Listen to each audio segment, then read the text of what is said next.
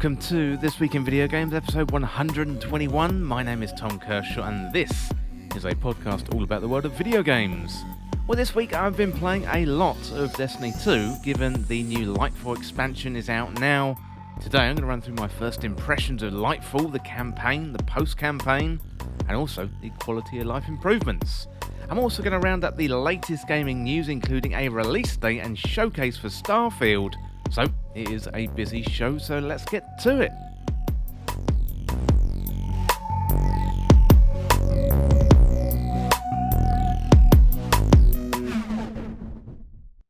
Welcome to the show, everyone. I hope you're well and you're having a good week. And I am good this week. Starfield finally has a release date, plus we got the dates for the Xbox showcase in June, and that is confirmed for June the 11th. Plus we've got a deep dive with Starfield right after, so that is very, very exciting stuff. Now, the game itself is going to release on September the 6th, 2023, which is very close to my birthday, so I will be looking forward to playing through that. Well, today I want to round up everything that we know about Starfield, given we've got those key dates now in mind, and later on in the show I'm also going to be rounding up more gaming news, including the Resident Evil 4 demo is available right now, so if that is something you're looking forward to, then I'd recommend downloading that. Well, before we get into it, it'd be great if you could leave a review over there on Apple Podcasts. It really helps get the podcast some more eyes on it. And I do have a link in the podcast description and the show notes as well. So if you like the show and you want to leave a review, I would really, really appreciate it. Plus, I'll read out a review on a future episode of the podcast. Well, that is it for my waffly intro for now, so let's get into what I've been playing this week. Well, these last few weeks, actually, has all been about Destiny 2 Lightfall, so the latest major expansion from Bungie. This one is a follow-up to the hugely successful Witch Queen expansion, and that released in February 2022. And Lightfall is the penultimate DLC of the 10-year-long Light and Darkness saga, which has spanned Destiny 1 and 2, so it's been going since 2014, a really, really long time.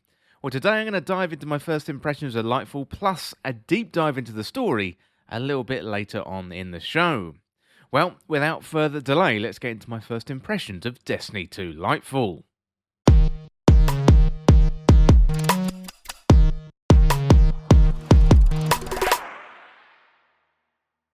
Well, Lightfall is here after much build-up and a great season of the Seraph. And today, I want to dive into my first impressions of the latest yearly expansion from Bungie inside Destiny 2.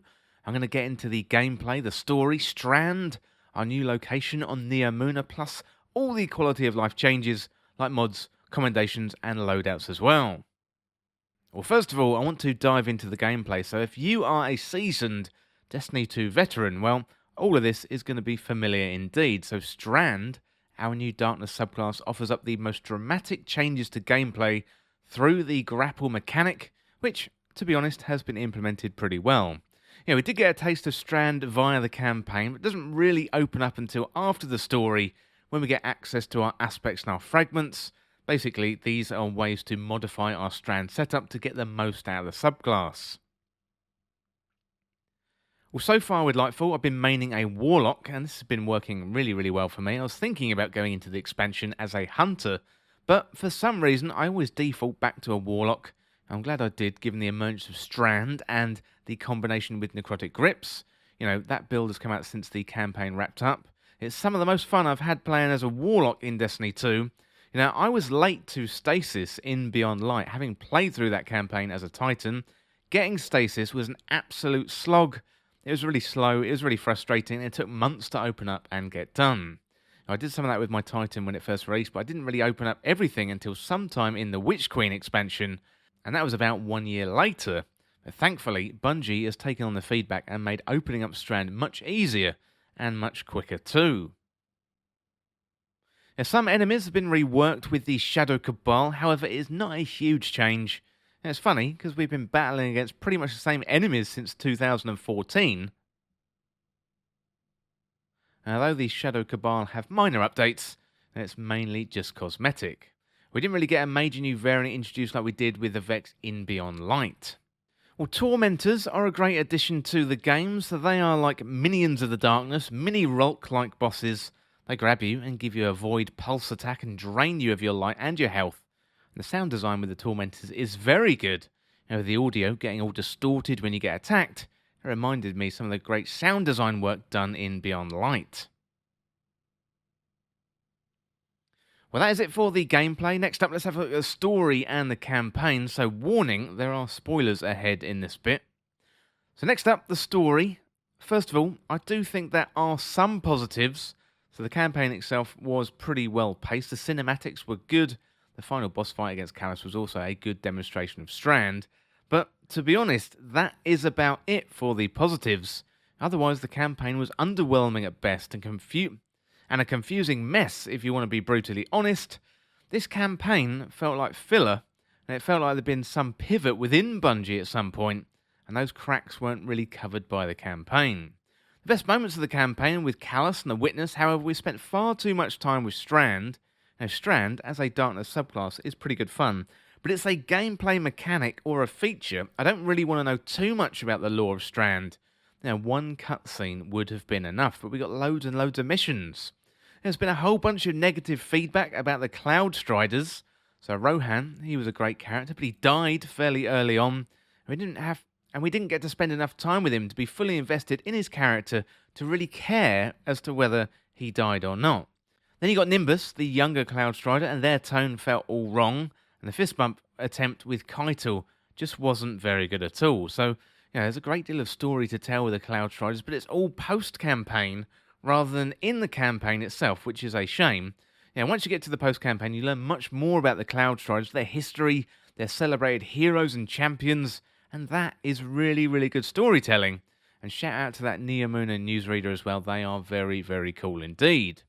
The Lightfall campaign did not live up to the Witch Queen or even Beyond Light, and it sits somewhere around the Shadowkeep campaign sort of levels for me. The mystery of the Veil wasn't fun. It calls back to storytelling from Destiny 1 days, and we know that it went through a major pivot not too long before the release of the game, and you can just feel the same kind of vibes here. Nowhere more obvious than the split cutscene with the Witness interacting with the Traveller. So while that cutscene was in itself very good, the whole Veil element of the story just wasn't done very well. It felt confusing and it lacked clarity. And Lightfall should be setting up a great conclusion, but it posed more questions than answers. And when we're supposed to be entering the final phase of the Light vs. Darkness saga.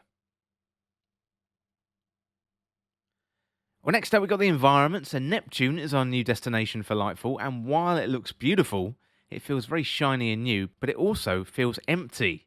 This is explained away by the story with the inhabitants of Neomuna uploading themselves to the Cloud Ark to exist in a digital space. And the Cloud Ark is essentially some kind of Neptune-based internet where all the inhabitants can upload themselves to live forever. Neomuna looks great, and it is a stark contrast to other environments that we've had in Destiny 2. Much of it reminded me of some of the best locations on Titan, and it's the polar opposite to Savathun's throne world. It's a shiny city with a beach made of diamond sand. Although the destructible environments are a great addition to the game, and introduced during the campaign when you have to smash down a door, much to my surprise. And while it looked great, it's empty and doesn't feel like a city under attack.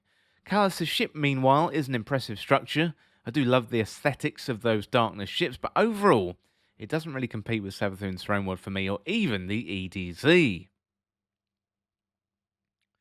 Next up, we've got the loot, so this is definitely another positive. So as always, the loot is excellent. I've got my hands on the post-campaign exotics, including the Heavy Stasis Glaive, the Strand Sidearm, and also the Void Machine Gun. So the Stasis Glaive, I think that's Winterbite. That's probably my favourite of the bunch so far. I also like the fact we've got Strand legendary weapons in the game at the launch of the new damage type, whereas I think we had to wait quite a long time for Stasis legendary weapons. I think it was the final season of the expansion before we got those legendaries. So overall, the loot is definitely a big thumbs up from me. Next up, we've got the quality of life improvements. So Bungie have introduced loadouts and commendations into the game, and they definitely are a good feature. So loadouts, they've been possible via DIM for many years, that's Destiny Item Manager, and arguably they have been done better. So it is a good and useful feature to be able to save a loadout, especially in the game, and quickly and easily swap depending on your activity. My only issue with it at the moment is you can't rename a loadout, which does seem a little bit odd. I'd like to be able to describe what that loadout is for. The commendations are decent, but it feels like you can only give positive feedback, which feels a little bit pointless after a few times. I do like handing out the commendations, and of course, I like getting them as well, but there are only a few limited options right now, and hopefully Bungie can flesh out this feature in the future. Finally then, we've got the mod system, so this one has had a massive overhaul, and at the minute feels like a little bit of a miss. So it looks like Bungie has taken this opportunity to reduce the amount of power output that we have via abilities. They've taken away some of the major features, but looking positively at the mod system, I do think it's going to take some time to get used to, and the new builds will emerge over time. I've already put together a Great Strand Warlock Necrotic Crit build. You can find that over there on my YouTube channel. And other light subclass builds are coming very, very soon. So first impressions of the mod system haven't been great, but I do think it's something we're going to have to bed in over time. Well, that is it for my first impressions of Lightfall. Let me know down in the comments, or you can tag me on Twitter at TWIVG Podcast. Would really, really love to hear what you think. While I do think much of the campaign was a massive disappointment, actually the rest of the game really comes together quite well after the main campaign, and all the post-campaign stuff, the lore with the Cloud Striders, that is really, really good. I'm getting much more used to the mod system now, and the quality of life improvements are pretty good. Also, Season of Defiance, that is the first season that has launched alongside Lightfall, that is pretty good. And the story there is quite engaging, bringing Crow and Amanda Holiday back into the fold, and also Devrim Kay as well. So there's some characters there that we haven't seen for a few seasons. So hopefully we can just put that campaign behind us and get into the seasonal story content for 2023 as we build up to the final shape. Well, talking about the story, next up I want to do a deep dive into the Lightfall campaign and have a look at what went wrong with Lightfall's story. So we don't know exactly what is going on inside of Bungie, but something has definitely gone on here because that Lightfall campaign has fallen really, really flat and the feedback is very, very negative. If you just go over there and look over on Steam, I think it's actually still sitting at a mostly negative review, which is quite incredible for a Destiny 2 campaign. And I don't think Bungie have been through a moment like this since Beyond Light first came out, then had to drag things back when so many players left after Stasis was introduced in the game and really just created a lot of problems in PvP. But there has definitely been some negative feedback regarding the Lightfall campaign.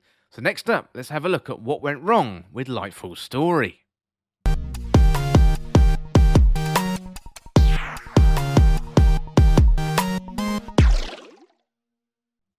Well, the Destiny 2 Lightfall campaign is a major step down from campaigns that have come before it, which is especially jarring since The Witch Queen. That was only 12 months ago, and that was really, really fantastic stuff. So how did this happen, and what does this mean for the upcoming year of content as we lead into the final shape, and the end of the Light vs. Darkness saga? Well, today I'm going to have a look at what went wrong, and where that leaves us in Destiny 2.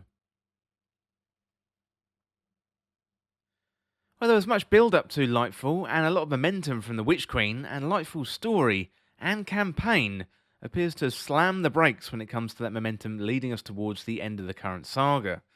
This has been 6 years in the making, and Bungie appears to have taken a few steps back in regards to the story, which, to be honest, is a massive shame, given we're only a few weeks since the fantastic story that we just had with Anna Bray and Rasputin from that More Than a Hero questline in Season of the Seraph. You know, early in the Lightfall campaign, we're called to Neomuna, the neon city of Neptune, to investigate the Veil. We're told desperately that we need to find the Veil because otherwise the Witness and Callus, they're going to use it to connect to the Traveller, which apparently is bad, although it's never really explained as to why. So we meet the Cloud Striders, the inhabitants of Neptune, and although we only meet a couple of them because everyone else has been digitized and uploaded to the Cloud Ark, the information superhighway where residents of Neomuna can live forever. You know, so much is crammed into a short space of time. It doesn't really allow for connections to develop between the story and the audience. Neomuna is cold and empty, although it's being sold to us as a city under siege. And while certain areas do feel like they're crawling with Vex and Cabal, otherwise the city is cold and lifeless, while somehow looking brand new at the same time. So let's take a moment and have a look at some of the positives of the Lightfall campaign. So the gameplay is good. Strand feels great and there's a good variety of encounters. Those initial cutscenes in the campaign are also very, very good. The Witness feels dangerous and you've got an Avengers Endgame feel to seeing Zavala, Mara, Ikora and the gang on the ship looking out into space. You've got the Traveller attacking the Pyramid fleet. That is very welcome indeed. This huge static ball that has been in our skies for 6 years, barely moving, even though it's called the Traveller. Seeing it go out there to meet the Witness and the Pyramid Fleet was great, and to go on the offensive for once. We've known about its tendencies to flee danger and save itself, given that's the way it acted with the Elixni, leading to Aramis hating the Traveller. One final positive was the showdown between Callus and Keitel, a father versus daughter battle that has been years in the making, and the siege before the final boss was good fun, although it would have been poetic for Keitel to have taken the final blow against her father rather than us. Unfortunately, that is where the positive end for me when it comes to the Lightfall campaign. Everything is just so condensed. I haven't really had the time to build up an emotional connection to the Cloud Striders, therefore Rohan's death is very flat. The mission itself was fun from a gameplay point of view, but in terms of caring about the outcome, it just didn't hit the right notes. Tonally, Nimbus doesn't feel like a well-written character. They seem to get over Rohan's death far too quickly. Osiris was also a major letdown in the campaign, so Osiris' character was used very effectively in the build-up to the Witch Queen, but he's been back for a season, so put right again by drinking a tea made out of the current raid boss remains, and thrown back into the campaign to become the whiniest version of Osiris we've ever seen. Osiris just moans all the way through the campaign, telling us to hurry up, or ordering us about, or being super vague about the Veil. Osiris has been a good character in the past, and he had to work really hard to recover from the Curse of Osiris campaign. It felt like he redeemed himself during Season of Dawn with the return of Saint 14, but this was a massive step down for Osiris as a character, and has definitely negatively impacted how I feel about him going forward. If I see that he's involved, I'm probably going to be less interested. Well, then we got the Veil, so we're told fairly early on about the Veil. We're not told about what it is, or what it does, or why it's important. I understand over the months of Lightfall we're going to get more information related to the Veil, but to introduce something like this so late on in the saga, and then not resolve it in the campaign, just kind of feels bad. Then we've got references to the radial mast, and the Veil is connected to the Black Heart from the Black Garden, tying it all back to Destiny 1. The story feels like Destiny 1 storytelling. It's confused, and it feels like it's been quickly written. And then post-campaign, we got Zavala and Ikora saying the Traveller's gone, and I thought, well, it was still there, but the Witness had just cut a portal into it, and then stepped into that portal. Lightfall's campaign felt like a disparate set of ideas that were barely held together with a very thin campaign. Too much emphasis on Strand, not enough story development with the Witness and Callus, and by far the best moments of the campaign were with the Witness and Callus. Callus just clearly being a pawn, being used by the Witness, which itself is disappointing. Callus was supposed to be a super powerful Cabal Emperor, and yet his special ability as a campaign boss, well, that is just a gun. Well, the story in Lightfall feels like filler, and it also feels like a pivot has been made within Bungie itself. So this all has a familiar whiff of Destiny 1. So Jason Schreier has done a good job of documenting what happened with Destiny 1. I want to turn to a section of an article that he wrote for Kotaku at the time, back in 2015, because it is applicable now. However, he also dedicated a chapter to the making of Destiny in Blood, Sweat and Pixels, his fantastic book about the trials and tribulations of making games today. So this is an excerpt from the messy true story behind the making of Destiny. As I mentioned before, that is by Jason Schreier. So Jason says, in the summer of 2013, months before they were supposed to ship their next video game, the game developers at Bungie went into panic mode. The Storage Studio, best known for creating the multi-million selling Halo series, has spent the previous 3 years working on something they hoped would be revolutionary. Destiny, as they called it, would be a cross between a traditional shooter like Halo and a massively multiplayer game like World of Warcraft. It was going to become a cultural touchstone. We want people to put Destiny Universe on the same shelf they put Lord of the Rings, Harry Potter or Star Wars, Bungie COO Pete Parsons said in an interview a couple of years ago, and reports suggested the publisher Activision had committed to a 10-year deal worth $500 million to make that happen. Well, back in 2013, something went terribly wrong. Destiny's writing team, led by the well-respected Bungie veteran Joe Staten, had been working on the game for several years. They put together what they called a supercut, a 2-hour video comprising the game's cinematics and major story beats. In July, they showed it to the studio's leadership, and that is when things went off the rails according to 6 people who worked on Destiny. So senior staff at Bungie were unhappy with how the supercut had turned out. They decided it was too campy and linear, and they quickly decided to scrap Staten's version of the story and start from scratch.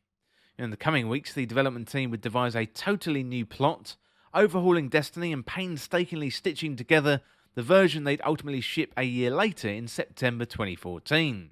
And the theme showed. Reviewers singled out the story in particular, knocking the vague plot, the thin characters and opaque dialogue. Well, by 2015, a lot had improved. The most recent expansion, The Taken King, had levity and charm of which Destiny players hadn't seen before, but the question remained, how did such an ambitious game wind up with such a bare-bones plot? Why did Bungie seemingly change so much of the story before it shipped? And how did it ship in a state that required so much tweaking after it launched? And what really happened behind the scenes of Destiny? When the summer of 2013, just over a year before Destiny came out, the story got a full reboot, according to 6 people who were there. Bungie ditched everything Joe Staten and his team had written, reworking Destiny's entire structure as they scrapped plot threads, overhauled characters and rewrote most of the dialogue. The decision was made against Staten's wishes, sources say, and Destiny project lead Jason Jones and the rest of senior leadership were unhappy with the writing team's supercut, and their reaction was to scrap it all. Well, that is it for now from Jason Schreier and that article there from Kotaku, but it's really, really good. Definitely recommend going to read the whole thing, and once again, that is the messy, true story behind the making of Destiny. Well, that is just an example there of Bungie scrapping the whole story a year before Destiny came out, and it really, really feels like something similar has gone on with Lightfall. I don't know what has exactly happened inside Bungie, but the output for Lightfall certainly doesn't live up to the very high standards set by the Witch Queen. This is often the case with Destiny 2's great expansions. They aren't followed on with good ones. Forsaken was followed by Shadowkeep, Rise of Iron followed The Taken King, although many look back fondly on the Rise of Iron. This leaves me with thinking what is coming next for Destiny 2, and can Bungie redeem themselves in the year building up to the final shape? We're approaching the end of the Light vs. Darkness saga and the next steps of Destiny 2, which you could presume means we're about to leave our solar system via the portal created in the Traveller by the Witness, so this could present us with a soft reset, or maybe even a hard reset, although I'm not really sure that's a good idea, considering what happened in 2017. Destiny 2 itself is aging. It's a game that came out in 2017, and although Bungie has done a good job of upgrading the engine in the background, the game is definitely still showing its age. Plus, Bungie have got a few other projects in the pipeline. They've got a mobile game with NetEase, as well as a potential competitive hero shooter in the works, and maybe even an extraction shooter as well, based on Marathon. Destiny 2 is a huge cash cow for Bungie, bringing in millions of dollars, allowing them to fund other projects, but it's showing its age and creaking at the seams. PvP players aren't happy with the service they're getting, and the game's veered more to a PvE game in the last few years. Now the PvE crowd are getting unsettled by the campaign in Lightfall, and you have to wonder if Destiny 2 will survive the end of the Light vs. Darkness saga. Well, I'd like to finish on a hopeful note. So much of the post-campaign content in Lightfall has been excellent, and while the campaign itself was a letdown, that might be because of a deadline or a time restriction. Now, some of the best story moments of the Witch Queen were drawn out over weeks and months, rather than condensed in the campaign. Now, the Witch Queen had the benefit of years of build-up with Savathun, whereas Lightfall really only had a year of build-up with the Witness appearing in the Witch Queen for the first time. We've got Season of Defiance going on right now. We've got some powerful story threads in the game to explore, including Crow and Amanda, the Bray sisters, Osiris and Ikora, and also the yet-to-be-filled Hunter Vanguard position, plus a whole load more. I'm really hopeful that Bungie can flesh out the story in Lightfall and hit the landing when it comes to the final shape. Well, let me know down in the comments what you think about the Lightfall campaign. We'd really, really love to hear from you, and what do you think is going to happen over the course of the year as we build up to the final shape. So let me know down in the comments, or you can catch me on Twitter at TWIVG Podcast. Well, that is it for now for my thoughts on Destiny 2's Lightfall campaign. Next up, let's have a look at the all-platform charts.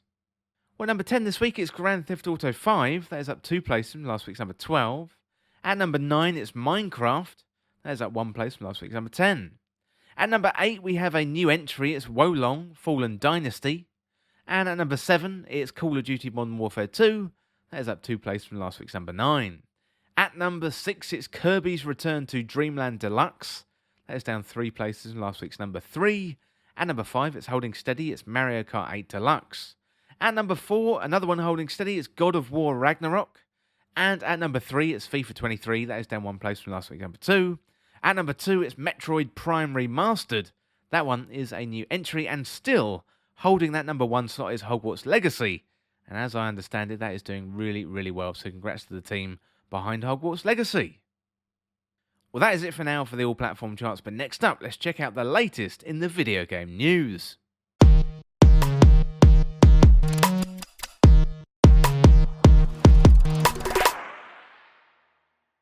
Well, first up today, Starfield release date has been confirmed, and this one comes from Marcus Stewart out of Game Informer. So Starfield, Bethesda's mammoth-sized space RPG, is launching on September the 6th, the publisher announced in a video earlier this week. So additionally, a presentation showcasing more of the game called Starfield Direct will air on June the 11th.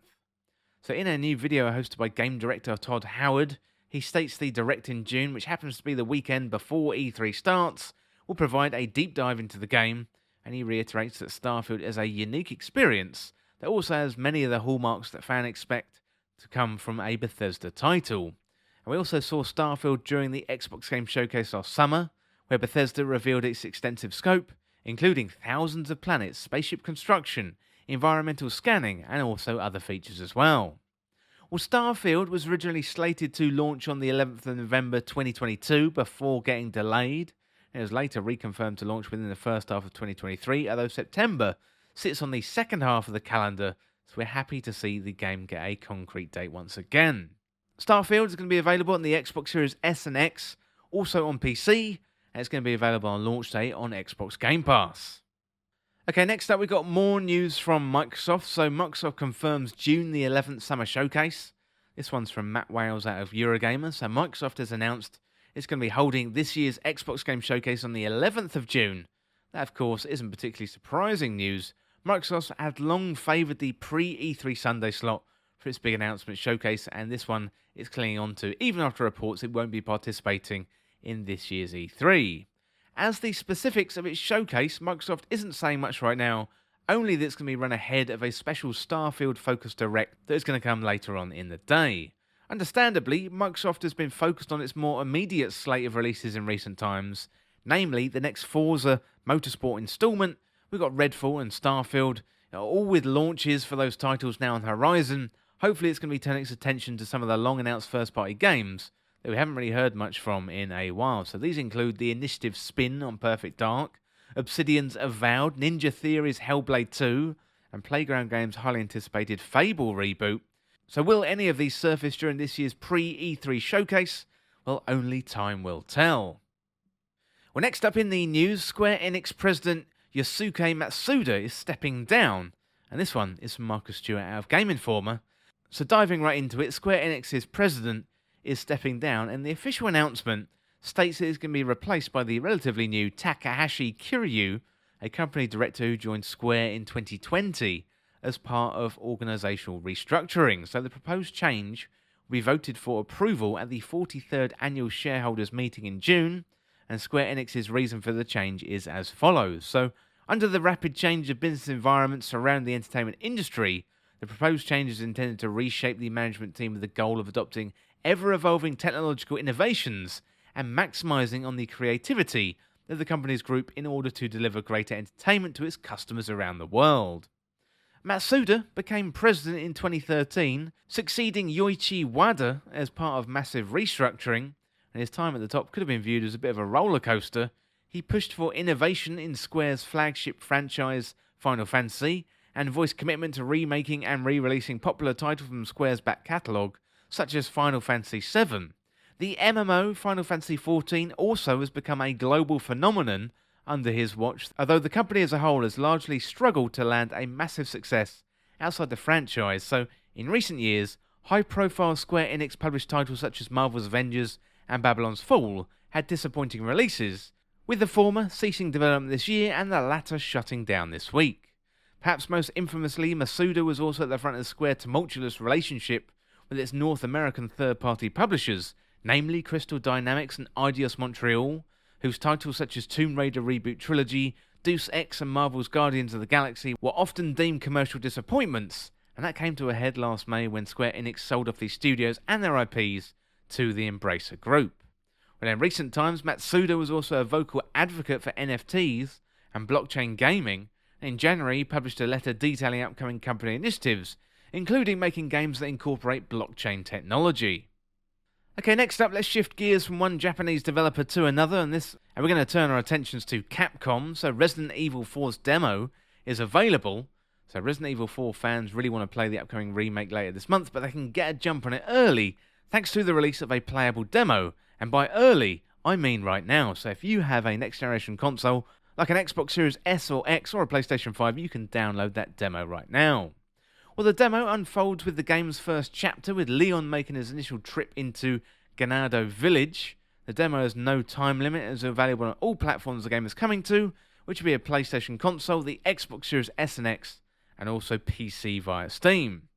And the full version of Resident Evil 4's demo launches on March the 24th. Well, that is it for now for all of the gaming news, so hopping back to the first article there, we do have a release date for Starfield. Well, next up, let's check out everything we know about the new flagship title from Bethesda, and this is everything that we know about Starfield.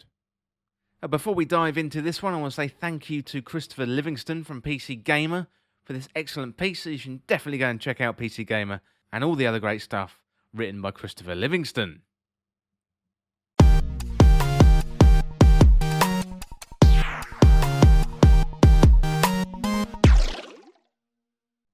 Well, it's Starfield year, and we've got our suits on, our spaceships running, ready to take off for that old space Skyrim and the stars.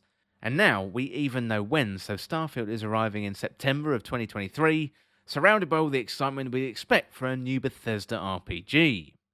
Well, it's no surprise there's truly astronomical hype for Bethesda's first new RPG franchise in a quarter century. And as we creep closer to release, Bethesda's been sending Todd Howard on his rounds, slowly pulling back the curtain on Starfield's open-world space adventure.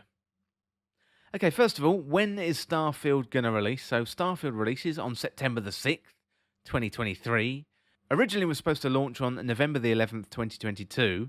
Bethesda announced the delay in May 2022, saying the teams at Arcane, Austin, Redfall and Bethesda Game Studios' Starfield have incredible ambitions for their game. We want to ensure that you receive the best, most polished versions of them.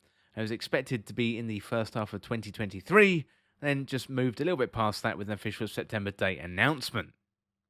Okay, next up, when is the Starfield Direct live stream? So there's going to be a Starfield showcase on June the 11th, 2023. Early in 2023, Xbox One players at Starfield would not be making an appearance at its Developer Direct live stream in January because it wanted to dedicate the proper amount of time for a deep dive on Starfield. And as it turned out, we found the official game launch date at the same time at the showcase date, and given it's just 3 months ahead of the Starfield release date, so we should be able to expect a pretty thorough look at all the new things in Starfield in June.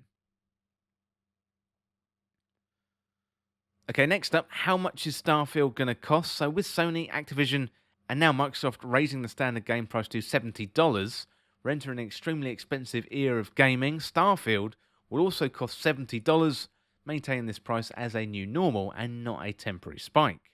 Luckily, Microsoft has made a habit of putting the latest AAA games on Xbox Game Pass from launch, and Starfield has been confirmed as a day one addition to Game Pass. Well, the 2022 Xbox and Bethesda showcase gave us our long-awaited first look at real Starfield gameplay, and Todd Howard brought plenty to show, so we got our introduction to an interstellar Bethesda open world on a desolate moon, which gives way to the gunplay against space bandits, so clips of NPC conversations gave us a sense of the player's overarching goal and the factions that they can join. So we got a glimpse of the character creation and Starfield skill system, so you can choose skills with each level up and you gain additional ranks as they provide more benefits. A crafting system will let players modify and customize their space guns, and players will be able to establish outposts as they explore. And then Todd Howard brought the big guns to the showcase, unveiling Starfield ship customization. That's going to allow you to make your own dream ship to fly between Starfield's 1,000 explorable planets. Well, Starfield's first trailer was a cinematic teaser showing an astronaut climbing into a spaceship whilst a robot walks around on the surface, and we get a nice new look at the ship while a voiceover says, "What you found is the key to unlocking everything, and we've come from the beginning of humanity's final journey." And the pilot sits at a console, flips a bunch of switches, and the trailer ends with rockets firing and the ship about to take off. We aren't just going to be choosing from a selection of ships to pilot in Starfield, as shown in Bethesda's gameplay reveal. Players can completely customize the look, the layout, and the performance of their spacecraft with tons of ship customization options. You're going to be able to design your own ideal starship down to the placement and the appearance of individual modules for the different manufacturers, each with their own attributes. So a similar crafting system will let players modify and customize their arsenal of space firearms, and a glimpse of in-game crafting mechanics showed us different tiers of researchable barrels, grips, optics, and muzzle mods that could be applied to a submachine gun. We got a pretty good look at creating and leveling a character during that June 2022 Xbox and Bethesda Showcase gameplay reveal. We saw some templates, body shapes and size, skin tones, and hairstyles for your character's physical appearance, although not the details of their faces. You had to choose a background, options like combat medic, bouncer, professional, or homesteader, which all comes with 3 starting skills. So character skills are things you'll recognise as Bethesda RPG staples. So medicine, lasers, persuasion, bargaining, all things like that. As for levelling those skills, Todd Howard said the Starfield system combines the best from our previous games, meaning you'll unlock new skills as you level up and then upgrade those skills by using them or by completing challenges. If that is not enough role-playing, Starfield also has traits, another system familiar from past games. These are optional choices for your character that comes with pros and cons. So Spaced, for example, gives you increased health and endurance while in space, but is decreased on the surface. According to Howard, these traits are problems that you can solve if you get sick of them. Each trait will apparently have an additional quest to nullify it, removing both of its positives and the negative effects. So some of the particularly interesting traits include Dream Home, so you own a luxurious customizable house on a peaceful planet. Unfortunately, it comes with a 50,000 credit mortgage with Galbank, and it has to be paid weekly. You got Hero Worshipped, so you earn the attention of an annoying, adoring fan who's going to show up randomly and jabber at you incessantly. On the plus side, they will give you gifts. Then you got Kid Stuff, so your parents are alive and well, and you can visit them at their home, but 10% of all the money you earn is deducted automatically and sent to them. So you got different religions as well, including one that includes the worship of a space serpent. They're all present in Starfield. So these are chosen during the character creation and have a couple of traits linked to them. So Raised Universal is a trait that gives you a discount at the church store. That means you can't use the Enlightened store. And the Enlightened may be another religion or perhaps another group of space atheists. We're not really sure yet. Either way, choosing one religion seems to put you in the opposition of another. So as is tradition in Bethesda RPG, Starfield will have companion characters to join you on your travels. So the first introduction to a Starfield companion was with Vasco, a robot companion shown off in a video from earlier in 2022. And the expeditionary robot will presumably be Starfield's default companion, similar to Dogmeat in Fallout 4. Refurbished to handle the rigours of space travel, Vasco sounds like he's more of a workhorse with storage capacity and a variety of gear to aid you in exploration, although he still has weapons. Well, Todd Howard spoke more about Starfield's companions in a lengthy video interview from the end of November 2022, discussing the value of time and the emotional investment spent with companions in the game, both Bethesda's and also others. So Howard confirmed companion romance in Starfield and noted the studio's interest in giving those relationships some additional complexity. Bethesda romance tends to be a binary state. Gather enough affection points to cross an arbitrary threshold and you are in a loving relationship. So lose enough of them and your romance might as well have never happened. And hopefully moving away from that, Howard said that 4 of Starfield's companions will offer a little bit more depth. Now, I won't say super complex, but more complex relationships than we've had, Howard said. Not just some state of they like you or they don't like you, and they can be in love with you and dislike something you did. They could be pissed off at you temporarily. Well, next up, will Starfield be multiplayer? So Starfield is not going to be multiplayer. Since its first reveal, Starfield has been planned as a single-player action RPG.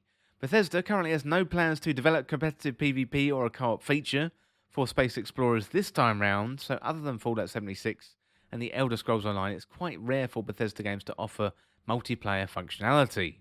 Right now, it is looking like a no, but that doesn't mean multiplayer won't ever exist in Starfield. So it is still a possibility that Todd Howard and the Bethesda crew will announce some sort of online collaboration or competitive element in the coming months.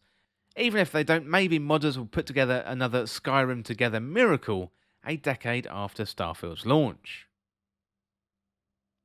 Well, next up, Starfield will have over 1,000 planets. So in the gameplay reveal for Starfield, Todd Howard said that the fully explorable galaxy in Starfield will contain over 1,000 planets, made possible with a mix of handcrafted content and procedural generation. Each planet can be landed on and explored on foot.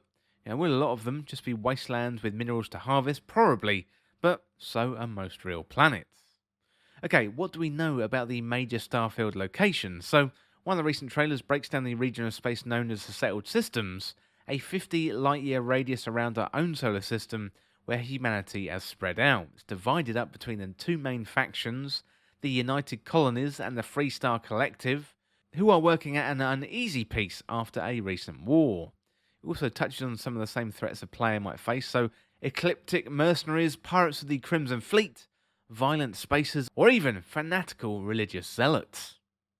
In the short videos called Location Insights, the design director for the game introduced some of the settlements you're going to be visiting in Starfield, so each video is less than a minute long, with the design director giving a quick summary over some of the concept art, so really it is not a lot to go on. That said, there's some really interesting nuggets of lore, like a fishing settlement on an aquatic world that becomes a pleasure city, following the discovery of a psychotropic space fish.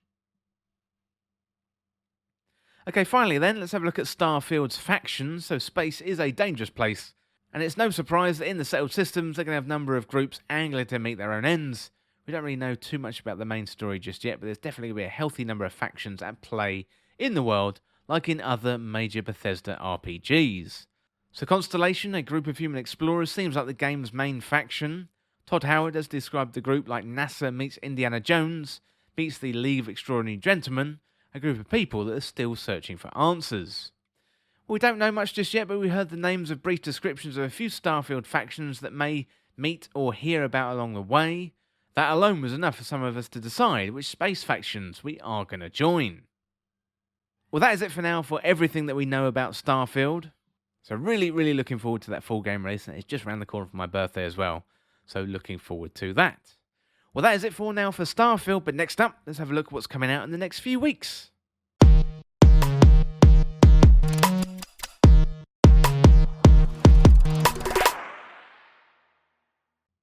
Okay, next few weeks starts on March the 14th. So first of all, The Legend of Heroes, Trails to Azure, PlayStation 4, Switch and PC.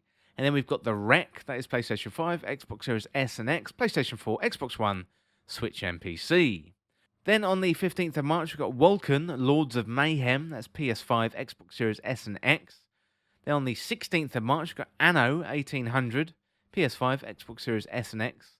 And then also on the 16th, we've got the Dark Pictures Switchback VR, that is coming to PSVR 2. On the 17th, we've got Bayonetta Origins, Cereza and the Lost Demon, that is coming to Nintendo Switch. Also, there's a good demo available on the eShop right now if you want to try that before you buy it. Then on the 17th, we've got WWE 2K23, PlayStation 5, Xbox Series S and X, PS4, Xbox One and PC. Then on the 21st, we've got Remnant from the Ashes coming to Nintendo Switch. Also on the 21st, Tchia, PS5, PS4 and PC. That one is also coming to PS Plus, so keep an eye out for that. On the 22nd, we've got Have a Nice Death, that is Switch and PC. And then on the 23rd, we've got Atelier Ryza 3, Alchemist of the End and the Secret Key. That's on PS5, PS4, and also on the Switch. Also on the 23rd, Storyteller, Switch and PC. Then on the 24th, EA Sports PGA Tour, PS5, Xbox Series S and X, PC. Then finally, Resident Evil 4. That is a remake. That is coming out on PS5, Xbox Series S and X, PS4, and also the PC as well. Well, that is going to be it for everything on this week's episode. If you want to get involved in the show, get in contact through patreon.com/thisweekinvideogames, or check out the latest on the website. You can also ping me on Twitter at TWIVG Podcast. I would really love to hear from you. So if you enjoyed this podcast or found it useful, liking and sharing it would really help me out. Otherwise, you can find other podcasts in the feed. Well, thanks again, and I'll see you really soon.